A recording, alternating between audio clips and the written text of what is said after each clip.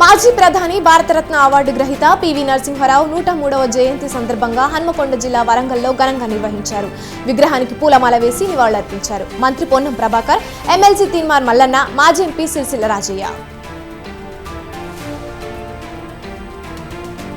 మాజీ ప్రధాని పివి జయంతి సందర్భంగా అసెంబ్లీ ఆవరణలో పూలమాల వేసి నివాళులర్పించారు. స్పీకర్ గడ్డం ప్రసాద్, శాసన మండలి చైర్మన్ గుత్తా సుఖేందర్ రెడ్డి, మాజీ స్పీకర్ మధుసూదనాచారి. జనగామ జిల్లా పాలకుర్తిలో నూతన బీఆర్ఎస్ కార్యాలయాన్ని ప్రారంభించారు. మాజీ మంత్రి ఎర్రబెల్లి దయాకర్రావు చేతుల మీదుగా ఆఫీసును ప్రారంభించారు. వర్షాకాలంలో సీజనల్ వ్యాధులు ప్రబలకుండా చర్యలు తీసుకోవాలని నిర్మల్ జిల్లా కలెక్టర్ అభిలాష అభినవ్ అన్నారు. ఫ్రైడే డ్రైడేలో భాగంగా శాంతినగర్, ఆసరా కాలనీలో పర్యటించారు. అన్ని వార్డుల్లో మున్సిపల్ సిబ్బంది పారిశుద్ధ పనులను నిర్వహించాలని, వ్యాధులపై ప్రజలకు అవగాహన కల్పించాలన్నారు.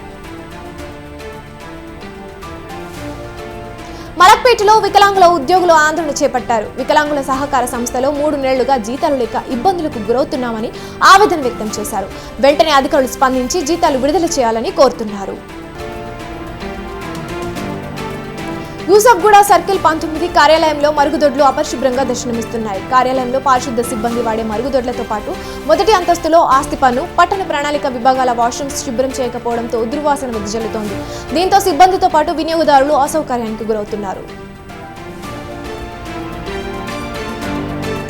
పశ్చిమ గోదావరి జిల్లా ఆకివీడులో సిపిఎం నేతలు ఆందోళన చేపట్టారు. 2 రోజులుగా కురుస్తున్న వర్షానికి శాంతనగర్ రోడ్డు మోకాల లోతు నీళ్లు నిలిచిపోయి ప్రజలు తీవ్ర ఇబ్బందులు పడుతున్నారని అన్నారు.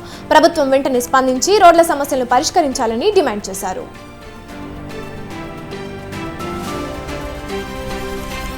హన్మకొండ జిల్లాలో ఏబీవీపీ విద్యార్థులు ఆందోళన చేపట్టారు.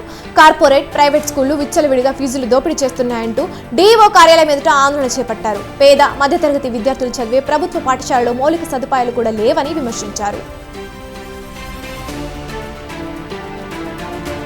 వైద్యుల నిర్లక్ష్యమే ఓ ప్రాణాన్ని బలి తీసుకుంది. ఆపదలో వచ్చిన వారికి చికిత్స అందించాల్సింది పోయి వారికి భయం కల్పించి వైద్యం కోసం బేరసారాలు ఆడుతున్నారు. పటాన్చెరు మండలం ఇద్రేశంలోని ఓ ఆసుపత్రిలో ఆకాష్ గుప్తా అనే యువకుడు రోడ్డు ప్రమాదానికి గురై చికిత్స పొందుతూ మృతి చెందాడు.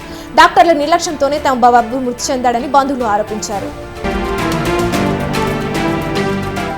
పివి జయంతి సందర్భంగా గాంధీ భవన్ లో ఘనంగా నిర్వహించారు.